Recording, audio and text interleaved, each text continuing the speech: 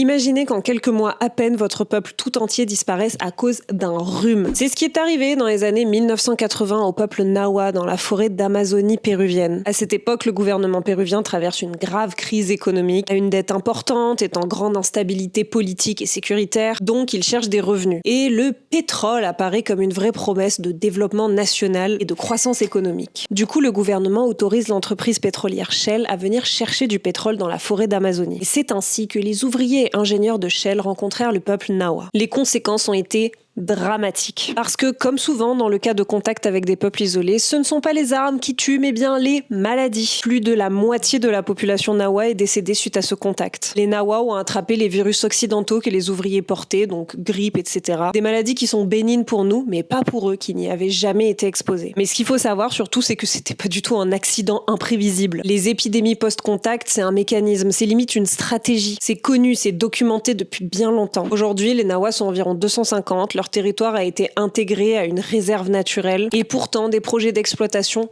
continuent de les menacer. Ce ne sont pas des projets qui sont présentés comme étant contre le peuple Nahua ou n'importe quel autre peuple, mais comme des décisions qui seraient bénéfiques pour l'économie nationale. Et l'existence de tous ces gens, elle devient alors secondaire et leur territoire est vu comme une ressource avant d'être reconnu comme un espace habité. Et c'est pour cela que probablement, d'ici les 10 prochaines années, il n'y aura peut-être plus de peuples non contactés, ou en tout cas qu'on est quasiment sûr que la moitié ne sera plus là. Pour en savoir plus, rendez-vous sur la chaîne YouTube.